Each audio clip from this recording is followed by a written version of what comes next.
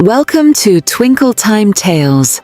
Today's story brings to life a timeless fairy tale, told and retold through generations, filled with magic, kindness, and wonder. Long, long ago, in a peaceful kingdom, beyond the 7 mountains, lived a kind and wise king and queen. One cold winter morning, as the queen sat near the window of her room sewing, the needle accidentally pricked her finger, and 2 drops of blood fell onto the snow on the windowsill. The red color looked striking against the background of the white snow and the black ebony of the windowsill, and the queen watched, fascinated. It was a magical moment in time when whispered wishes had the power to come true. How wonderful it would be if I could beget a daughter with skin as white as snow, lips as red as blood, and hair as black as ebony. So be it! May your wish come true! Soon, the queen gave birth to a beautiful baby girl, with skin as white as freshly fallen snow, hair as black as ebony, and lips as red as blood. The whole kingdom rejoiced at the birth of little princess. She was named Snow White, but alas, the queen fell very ill soon after, and sadly, none of the royal physicians could help her recover, and she passed away. For a long while, the kingdom mourned the loss of their lovely queen. The king worried deeply for Snow White, who was still only a baby, with the hope that she would grow up with the love and care that a mother could give. The king chose to marry again. The new queen was very beautiful, but extremely vain about her looks. Her graceful smile hid a heart that was unkind and cruel, and she secretly practiced magic and spells, something the king knew nothing about. She owned a large magic mirror that spoke to her, which she kept hidden in her magic lair, an underground cellar where she practiced her sorcery. Every day the queen would ask the mirror, "Mirror, mirror on the wall, who is the fairest of all?" You, my queen, are the fairest, it's true. No one in the kingdom shines brighter than you. Hearing this always delighted the queen. One day, as the queen watched Snow White in the palace gardens, she felt a strange unease as the lovely little princess laughed and played under the adoring gaze of her maids. With a growing sense of foreboding, the queen rushed to her magic chamber and stood before the mirror. "Tell me now, mirror, who is the fairest among all?" You, my queen, are fair, it's true. But Snow White is growing fairer than you. The queen was furious. A dark jealousy began to grow in her heart until, unable to bear it any longer, she sent for the royal huntsman to come to her chamber. "Take Snow White away to the deep forests and kill her. And only when you bring her heart back and show it to me will I believe that she is dead." Although he was shocked by the queen's command, the huntsman had no choice but to obey her. So, under the excuse of a pleasant ride in the royal carriage, he took Snow White deep into the dark forest. Where are we going, good sir? We are here to learn of the animals that live in the forest. And as they walked deeper among the tall, silent trees, the huntsman drew an arrow from his quiver and raised his bow to carry out the queen's command, though his heart trembled at the thought of harming the gentle princess. Forgive me, my child. I am bound by duty. Terrified, Snow White begged the huntsman to spare her life. What harm have I ever done you that you wish to hurt me? Please, kind sir, have mercy on me and let me go. Let me go, and I promise that I will stay forever in the forest and never, ever return to my home and to the kingdom again. The God-fearing huntsman took pity on her. Get away and out of my sight, and don't ever come back. For if you do, I am sure to lose my life, as Her Majesty the Queen will not spare me. After Snow White fled into the forest, the huntsman used the same arrow to bring down a wild boar. He then took the boar's heart and carried it back to the queen as proof that he had carried out her command. Meanwhile, Snow White ran deeper and deeper into the shadows of the dark forest. As dusk slowly fell, the forest echoed with strange sounds, the rustling sound of dry leaves and the distant calls of the forest creatures. Snow White hurried on, her heart pounding with fear. Suddenly, she reached a small clearing with a colorful cottage in the center. Gathering her courage, she walked up the cobbled path and knocked politely on the front door. When no one answered, she pushed the door a little. To her surprise, it opened. Inside was a table laid out for supper with 7 chairs, 7 bowls, 7 spoons and 7 plates. Hungry after her escape through the forest, Snow White cut herself a piece of bread and helped herself to some soup. Feeling much better after her meal, Snow White climbed up a staircase and found herself in a bedroom with 7 little beds. As she was tired and sleepy, she hopped into one of the beds and within minutes was fast asleep. The cottage belonged to 7 dwarfs, good-hearted little souls, who worked in the mountains, mining for gems and precious stones. Every day, the dwarfs would trek up the mountains and return at dusk to their little cottage in the forest. That's enough, boys. We have a busy day tomorrow, remember? Grimble's right. One should always plan in advance to get ahead of the day. But I have a half-finished drawing to complete. You mean the drawing where you show the cat jumping over the moon?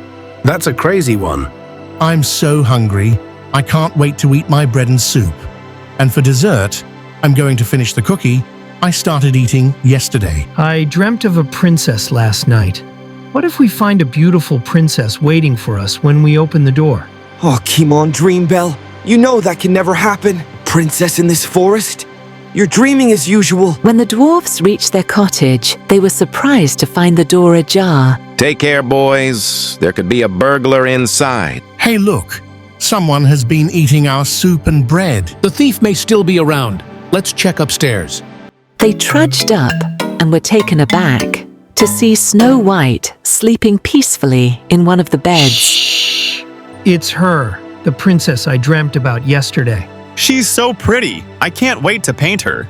Move aside. Let me have a look. The sound of the flower pot falling over woke Snow White. Who are you? And how did you get in here?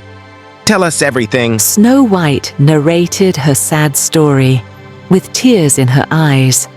The kind-hearted dwarfs were horrified to hear about the evil queen and felt sorry for Snow White. Don't worry, dear. You can stay here with us. What do you say, fellas? I agree. We'd love to be of help. Well, just so you know, we work as miners in the mountains. We are away the whole day, so you will have to be careful. If the evil queen knows you are here, she is sure to try to kill you. Thank you for letting me stay here. You are all so sweet. I'll clean the place and have a nice hot supper ready when you return home. And so the time passed until one day back in the royal palace, the queen decided to talk to her magic mirror after a long time.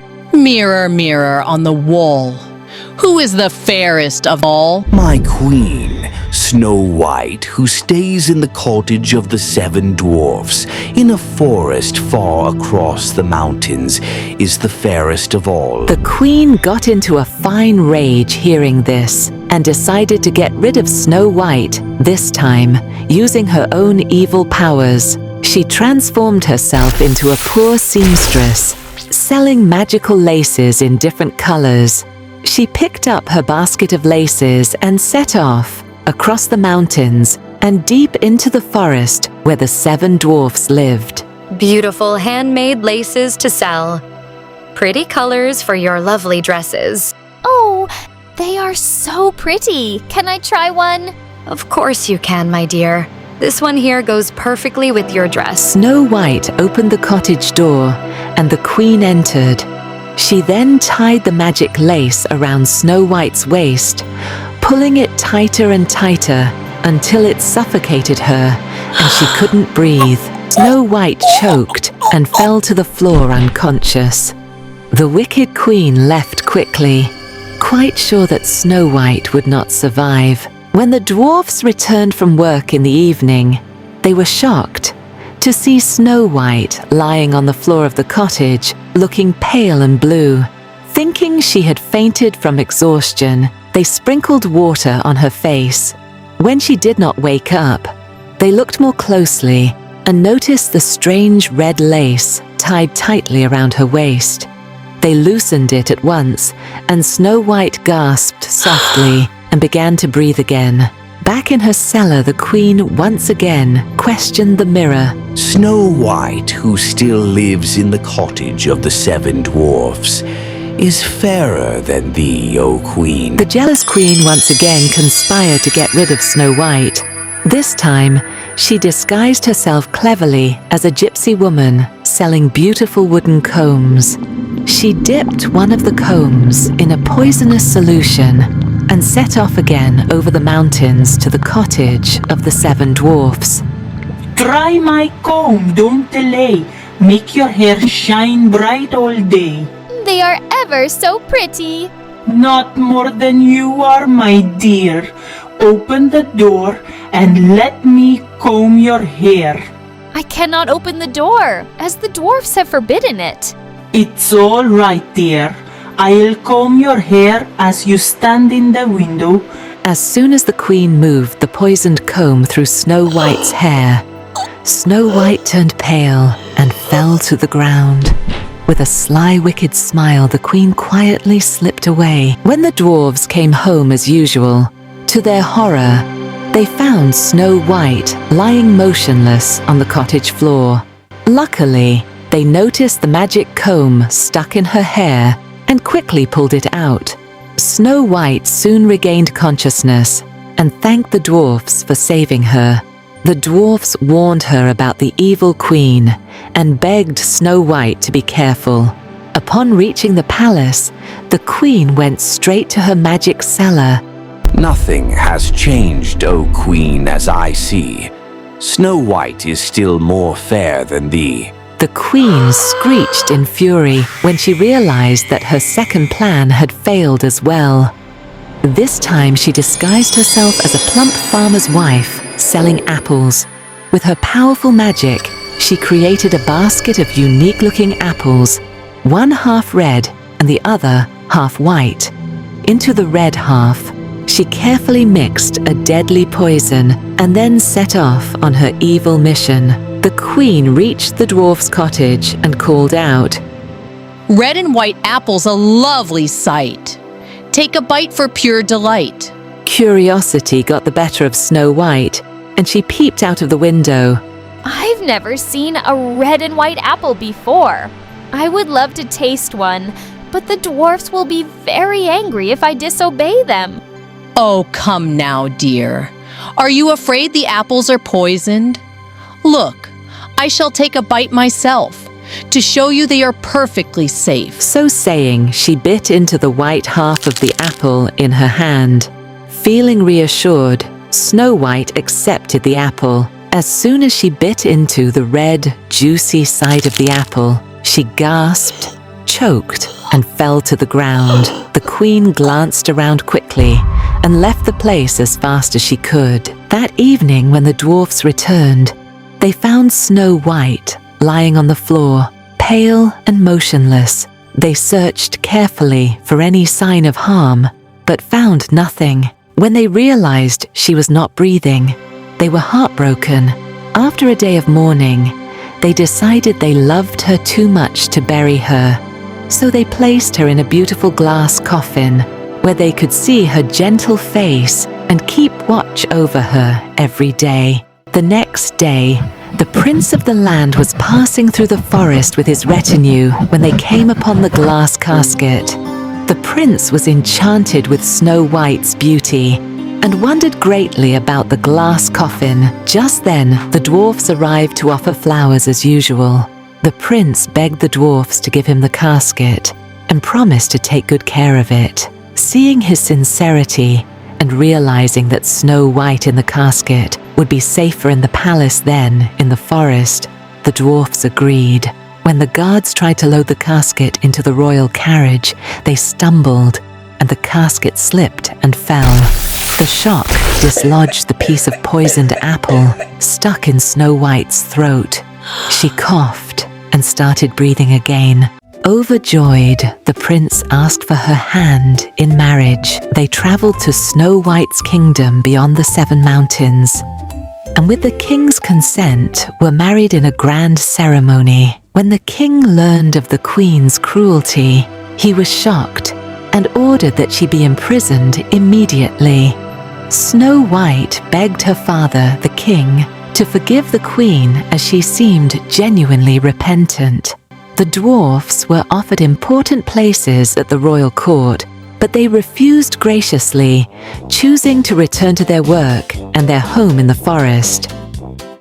And so the prince and Snow White returned to his kingdom and lived happily ever after. If you enjoyed this magical story, don't forget to like, share, and subscribe for more timeless tales.